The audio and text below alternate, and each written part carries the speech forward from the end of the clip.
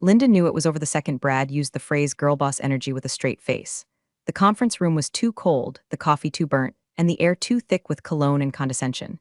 She sat across from him, binder in lap, face unreadable. Months of data, vendor reviews, campaign timelines, cost savings estimates, all in color-coded tabs. All proof that she wasn't just doing her job. She was the only reason Aura Cosmetics didn't sue their asses after the billboard fiasco in Chicago. Brad glanced at the binder, not even opening it. Linda, he said, flashing that spray-tan smirk, you are so vital to this team. But your work is, behind the scenes. We reward the rainmakers, the people out front, the client-facing creatives. You're the engine, but the client buys the car for the paint job. Linda blinked once, then twice. Aura Cosmetics only stayed on after I rerouted their product launch in 72 hours. Your creatives were in Cabo. Sure, Brad chuckled, leaning back like he was the star of a TED talk on mediocrity. But clients don't see that. They remember who presented it. You know how it is. Optics. She smiled tightly. Optics, she repeated. That one word was the starting pistol for a war Brad didn't know he'd just declared. 6 minutes later, she walked out of that meeting with her jaw locked and her heart rate disturbingly calm. She passed by the interns chugging iced coffee like it was Roman IV fluid, past the design team arguing over hex codes, past HR where some poor soul was crying over Slack etiquette. Back at her desk, she pulled out her personal laptop, opened Excel, and titled a new spreadsheet, Project Severance.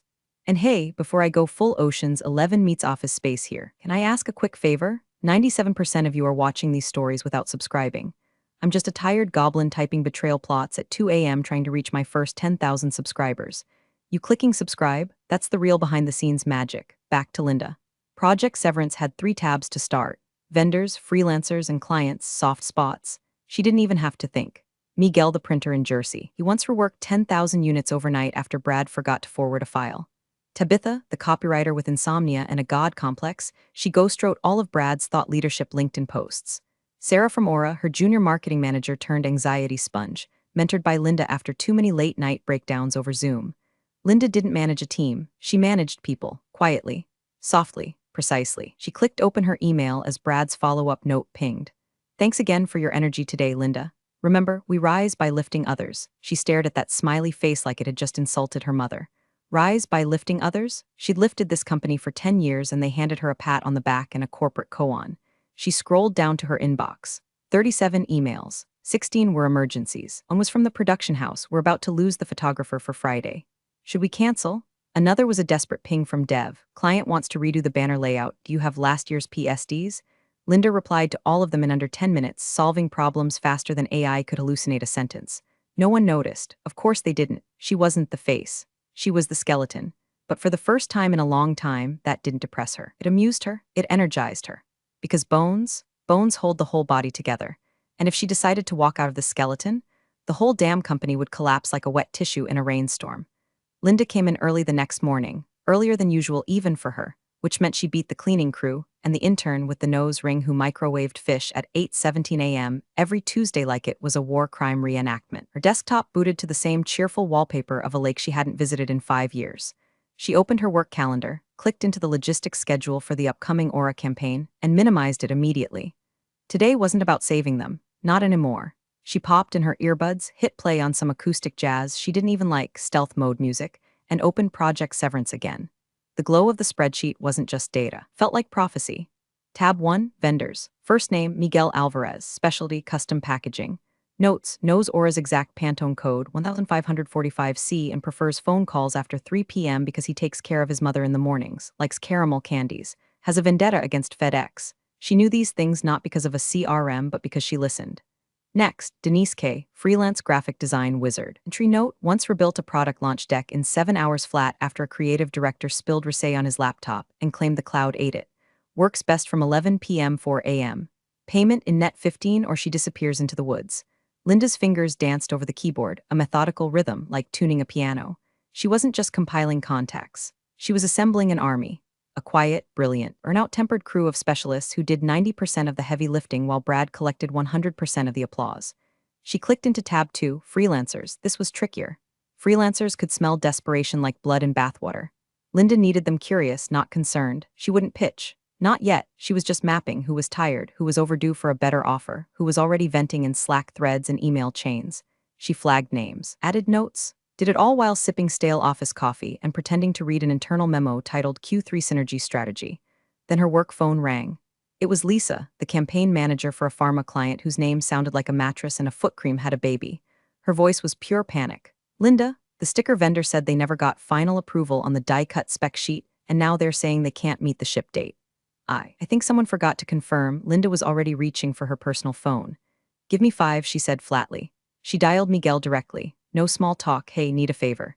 Can you pull the backup spec for Pharmacom's promo kits and slot a run by Friday? Miguel groaned but didn't say no. Only for you, Linda. You know Brad still thinks I'm with UPS? Yup, she said, scribbling a note. Still thinks Miguel equals shipping guy. Classic Brad. And by Friday, Miguel promised. Also, thanks for the caramel candies last month. My mom loved them. She hung up, called Lisa back, handled. There was a pause on the other end of the line. God, I don't know how you do it, Lisa said. You're like the fixer from one of those assassin movies, but for branded merchandise. Linda smirked. If only you knew, she thought.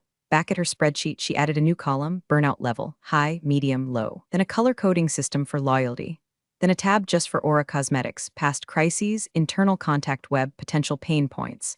Brad thought behind the scenes meant invisible. What he didn't realize was that invisible didn't mean powerless. It meant untraceable. And Linda was about to ghost the whole damn company, quietly, efficiently, and with all the grace of a guillotine in a black velvet box. The Ohio Secretary of State's website looked like it hadn't been updated since dial-up, but Linda didn't care. She clicked through the maze of tabs, paid her $100 fee, and registered her LLC, Scaffold Solutions. The name made her snort. It was her little inside joke because while Brad and the Rainmakers pranced around in their spotlight, she had been holding the whole damn circus tent upright. She was the scaffold, always had been. The moment the confirmation email hit her inbox, she felt it like stepping off the curb a second before the light changes.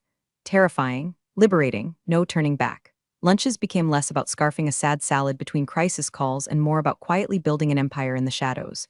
In one browser tab, she had Squarespace open, wrestling with a minimalist template that didn't scream freelancer graveyard. In another, a draft business plan.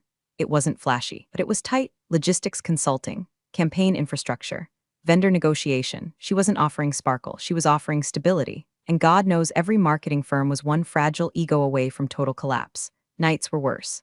The kind of lonely that tasted like metal. Linda sat in her apartment, fingers hovering over her budget spreadsheet, wondering if she was insane. Her 401k was decent, but not leap off a cliff decent. Her savings were conservative, but there was no plan B anymore. This was the plan. And for once in her life, she wasn't going to be the insurance policy for someone else's dream. She was going to build the damn dream. That Friday, she met Sarah from Aura at the usual coffee shop, a bougie little place that charged $6 for oat milk like it was liquid gold. Linda kept it casual. Neutral makeup, flats instead of heels, no whiff of a pitch, just to check in with an old friend. Sarah arrived late and frazzled, laptop bag slipping off her shoulder, scarf wrapped like she'd been fighting a wind tunnel. Sorry, our creative director had a meltdown about lipstick swatch lighting. Again, this job is literally eroding my frontal lobe. Linda chuckled, slid a chai across the table. Still working miracles, I see. Oh yeah, Sarah said, eyes rolling. I get to explain to my boss why your company keeps forgetting to include version history in decks, or why Brad responded to a timeline query with a smiley face emoji. A literal smiley face, Linda. I nearly filed an HR complaint on your behalf. Linda sipped slowly, nodding, storing every word. She didn't ask leading questions, just let Sarah vent the kind of patient silence that said, I'm listening, I understand, keep going. And Sarah did. For nearly an hour, she spilled tea like the porcelain was cracked. Missed approvals, miscommunication, last-minute fire drills that Linda used to diffuse without anyone noticing. Honestly, Sarah said at one point, leaning back, you're the only one over there who seems to know what's going on. If you ever left, I think our whole marketing department would have a collective panic attack. Linda smiled into her cup. Noted, she didn't say anything about Scaffold Solutions. Didn't drop a card, didn't so much as wink. Just a warm laugh and a gentle, well, I'm still here. For now. The drive home was quiet. Her phone pinged with updates, Slack pings, calendar invites, the usual digital leash. But Linda's mind was somewhere else. Because for the first time in years, the thought of leaving didn't feel like burning down a house. It felt like walking out of a burning building with the only fire extinguisher. Meetings started late because Brad had to set the stage. That's what he actually said, set the stage, like we were all about to audition for a regional dinner theater production of The Wolf of Wall Street, PowerPoint edition. He strutted in wearing a navy blazer over a turtleneck, which made him look like a tech founder if that founder's primary innovation was gaslighting. The entire company was crammed into the big glass-walled conference room, some in person, some remote. Linda sat 3 seats from the back, her notebook open, pen poised not to take notes, but to sketch out how many minutes of her life this would waste. Brad launched into it like a man who'd mainlined 5 TED talks and confused volume with vision. Team, he bellowed, We're about to revolutionize our relationship with Aura Cosmetics. This new campaign, the Glow Revolution, is going to be Q4's crown jewel. We're talking cross-channel, hyper-targeted, influencer-aligned, micro-moment brilliance. Linda blinked. She had no idea what half of that meant, and she wrote the initial campaign brief. A brief Brad clearly hadn't read because what he was describing had the scope and timeline of a Marvel sequel, and they had 6 weeks. He clicked to the next slide, a massive Gantt chart that looked like it had been made by a caffeinated toddler with access to Excel. Then he did it. He glanced at her, smirked, and said, and of course, we'll have Linda's team in the back making sure all the I's are dotted. In the back, it wasn't just a jab. It was a body blow dressed in passive-aggressive praise. The whole room laughed politely. A few people even glanced at her, their eyes doing that "oh God, I'm sorry" thing people do when they witness a hit-and run but don't want to testify. Linda didn't flinch. She just closed her notebook and smiled, because that was the moment. The very last flicker of doubt inside her died, right there under the flickering LED lights. Brad had taken her backbone and reduced it to a back-office footnote in front of the whole damn company, and he thought it was charming. That night, Linda went home, poured a glass of boxed wine that tasted like regret and raisins, and opened her email. Subject, quick check-in future projects. She sent 3 messages. One to Tabitha, her favorite copywriter. One to Greg, go-to-motion designer. And one to Jasmine, the web dev genius who could code an interactive landing page with one AirPod in and a baby on her hip. The emails were short, personal, nothing pushy. Just a "hey, I'm exploring something new. Curious about your availability in the next few months. No pressure, just thinking ahead." She hit send, closed her laptop, sat in silence. 3 minutes later, Jasmine replied, "Linda, I'd follow you into battle against a horde of rabid raccoons. Just say the word. I'm so tired of their last-minute demands and late payments I could scream into a Slack thread." Linda stared at the screen, a slow grin forming, not because Jasmine was on board, but because it proved what she already suspected. The rot was everywhere. The dissatisfaction wasn't isolated, it was systemic, and Brad? He'd been soaking in it so long he thought the smell was cologne. She opened her spreadsheet and added a new tab, Allies, color-coded, prioritized, labeled, then in bold, Phase 1 active readiness. No more hiding in the back. If Brad wanted a revolution, he was about to get one, just not the kind he could slap on a mood board. She printed it on crisp white paper just for the drama. A single sheet, centered text, no fluff. Just, effective 2 weeks from today, I am resigning from my position as logistics coordinator. No reasons, no passive-aggressive pleasantries. No, it's been a pleasure, because it hadn't. She walked into Brad's office with the kind of quiet authority usually reserved for bomb disposal experts and people who have just paid off their mortgage. He barely looked up from his phone. "Got a sec?" she asked. "Sure, shoot," he said, swiping through what she assumed was either fantasy football or LinkedIn stalking. She handed him the paper. He read it, blinked once. Then he laughed. "Oh," said, nodding slowly. "Wow. Okay, Linda. Good luck with whatever it is you're doing. Let us know if you need a reference." He set the paper down like it was a Starbucks receipt. "Actually," he added, "maybe you can have Jamie shadow you for the next couple weeks, just so we don't miss a beat." Jamie, the intern coordinator who once tried to schedule a product shoot for Mother's Day on Easter Sunday and called Aura Cosmetics Aurora Company in a client email. Linda smiled so hard she thought her molars might crack. "Of course," she said. Back at her desk, she opened a blank Word doc titled Transition Notes Aura Campaign. She began typing, timelines, vendor lists, key deliverables. It was all perfectly accurate, technically complete, but she left out the real playbook. She didn't mention that Miguel only answers after 3 p.m. because he's caring for his mom. Note that Sarah prefers texts over emails when she's in back-to-back calls. Didn't explain that the Rush printer in Cincinnati requires a PO and a cookie order to guarantee overnight turnarounds. She created a map, sure, but without the legend, it might as well be a treasure hunt with all the X's scrubbed out. Jamie showed up at her desk later that day, all enthusiasm and dry shampoo. "Hey, Linda, I'm super excited to learn from you. Brad says you're like glue here." Linda stared at her, torn between pity and dark amusement. "Well," she said, "get ready to get sticky." The next 2 weeks were a masterclass in gracious sabotage. She answered every question, smiled in every meeting, and handed off her tasks with the warmth of a mentor and the precision of a surgeon wearing gloves. Every document she passed over looked perfect, but only if you didn't know what wasn't in it. Her calendar was still full, but her mind was emptying out. Bit by bit, call by call. She forwarded vendor contacts with the wrong CCs, knowing they'd bounce. Gave timelines without flagging the landmines. Replied to Slack threads with just enough information to avoid suspicion, but not enough to prevent chaos. She wasn't burning bridges. She was removing the screws from the suspension cables and walking away before the first tremor. The office didn't change.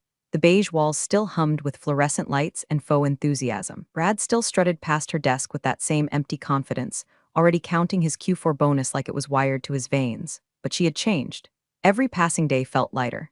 Every "hey Linda, quick question" was another inch closer to the exit, another brick out of the prison wall. By the end of week 1, she stopped flinching when she saw Brad's name in her inbox. By the end of week 2, she didn't even bother opening his emails. The first Monday alone hit like a hangover from a party she never got invited to. No commute, no Slack pings, no lukewarm office coffee. Just Linda, a secondhand IKEA desk, and the haunting sound of her neighbor's parrot screaming hello, every 12 minutes like it was stuck in an existential loop. Her inbox was quiet, too quiet. A few kind replies from freelancers she'd reached out to. Tabitha sent over a copy editing project that paid like a 1998 Craigslist gig.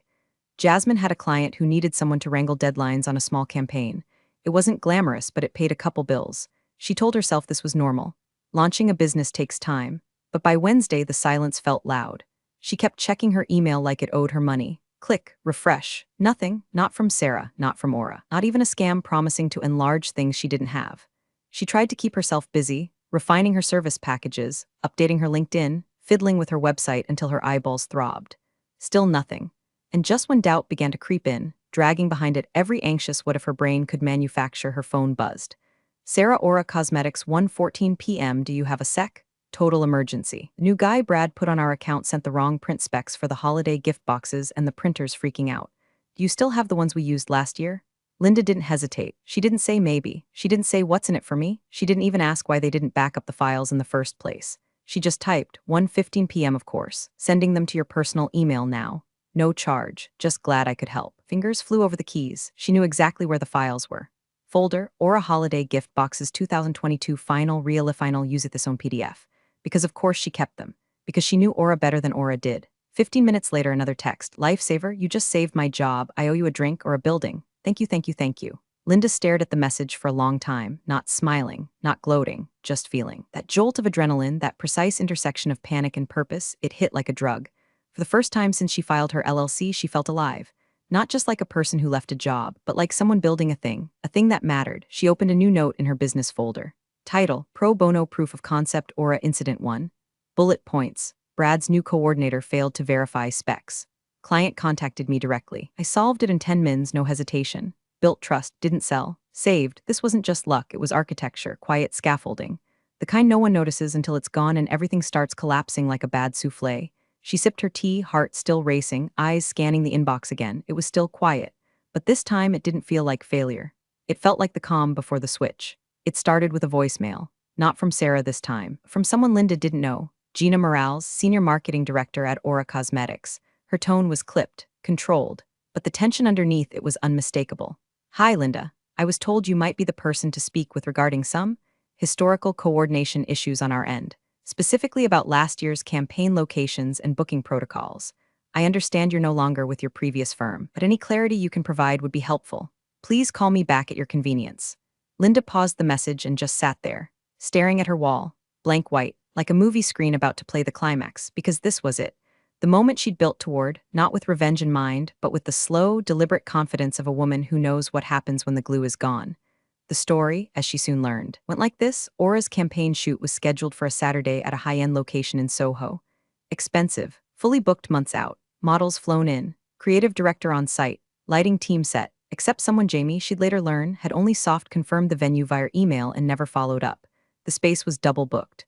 Aura's team showed up and found a bachelorette brunch happening under neon signs and disco balls. Panic, screaming. Someone threw a mimosa. The shoot was a bust. And Brad tried to smooth it over on a Zoom call with Aura's executive team by saying, well, Linda usually handled these details and we're still getting the new team up to speed.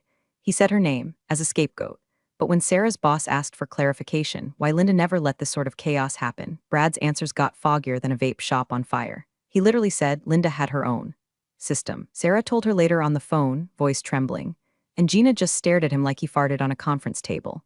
Linda didn't laugh. She didn't gloat. She just opened a folder on her desktop titled Aura 2023 Campaign Red Flag Logs. Inside were 7 PDFs detailing her previous venue checks, backup options, contact escalation ladders, and booking confirmation protocols. One even had a section titled Bachelorette Brunch Prevention. Because of course it did.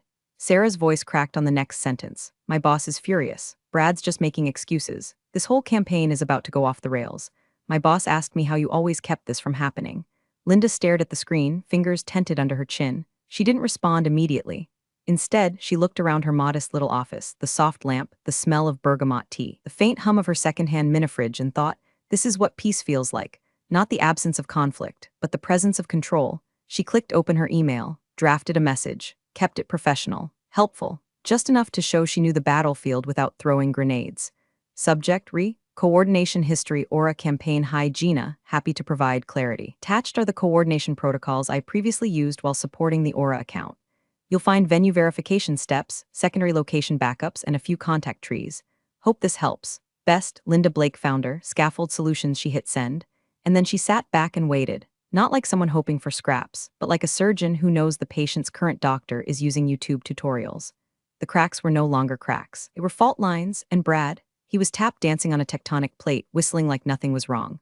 The calendar invite hit her inbox like a thunderclap in a quiet room. Subject: Video call Aura Cosmetics account discussion from Gina Morales attendees. Gina Morales, SVP Marketing, Sarah Kapoor, Account Manager, Linda Blake, Scaffold Solutions. Duration: 45 minutes. Attachments: none, no agenda, no flattery, just that cold, clinical tone high-level execs use when something's gone very, very wrong. Linda stared at the invite, heart beating slow and heavy in her chest, not fast with panic, deliberate like the rhythm of a war drum. She accepted. Then she stood up, cracked her knuckles, and began building the most important document of her professional life. It wasn't a pitch deck. She didn't fill it with buzzwords or artificial cheer. No mission statements, no KPI. What she built was a case study, 3 slides, 3 stories, each one a near disaster that had been averted because she knew how to make the machine move when no one else even knew it existed. Crisis 1, the wrong SKU debacle. Aura's hero product nearly shipped to retailers with a misspelled ingredient on the packaging. Linda caught it, fixed it, quietly bribed the printer with concert tickets she bought out of pocket to expedite the reprint, saved a $250,000 launch without anyone at Aura knowing they were ever at risk.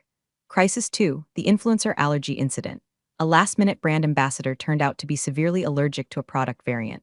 Linda caught the discrepancy by cross-referencing her social feed and medical posts. The influencer was chatty, had her removed from the PR list and swapped in a replacement. No fuss, no lawsuits. Crisis 3, the freight mix-up. 4 pallets of limited edition holiday kits were accidentally routed to a cosmetics retailer in Wisconsin. Linda rerouted them in 90 minutes using a personal contact at the shipping hub. That same day, Brad was in Cabo unplugging.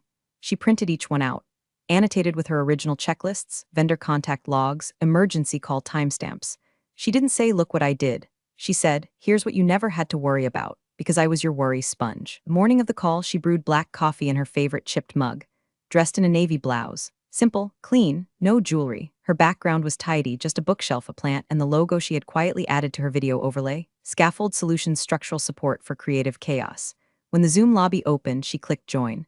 Gina was already there, arms crossed, expression carved from corporate granite. Sarah sat beside her, looking exhausted but hopeful. Linda, Gina began, her voice like a scalpel. "We're in a difficult position. It seems we've underestimated where the true value in our account management was. Sarah tells me you've started your own firm." A pause, then with zero flourish, "Tell us what you can do for us." Linda didn't smile, didn't blink fast. She simply nodded once, clicked to slide 1 and began. No sales pitch, just facts. Measured, specific, calm. She walked them through every crisis, every save, every whisper of disaster she had handled like a ghost in the machine. She didn't gloat. She taught with precision, like an engineer explaining the architecture of a bridge someone else had been dancing on with gasoline shoes. When she was done, she didn't ask for the contract. She didn't offer a discount. She said one thing: "I believe I can provide the support you've been missing. Quietly, consistently, and without making you ask twice." Gina said nothing for a moment. Then she leaned forward, hands clasped. "We'll be in touch very soon." Linda ended the call, closed her laptop. And for the first time in 20 years, she felt what it was like to own the room, even if it was just a virtual square on a screen. The contract came through at 9:04 a.m. on a Thursday. Subject: Welcome aboard Scaffold Solutions X Aura Cosmetics attachment. Aura Consulting Retainer Agreement, signed PDF, no fanfare. No flowers.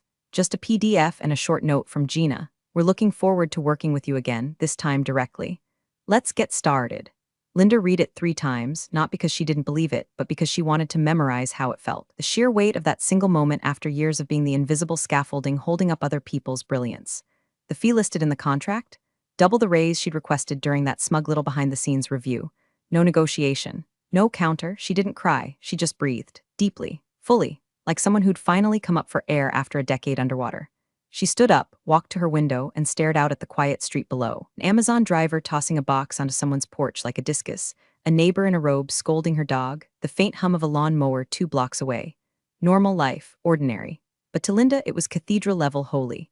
She made herself a fresh cup of coffee, strong, no sugar, exactly how she liked it now that no one was stealing the communal creamer, and sat down at her desk.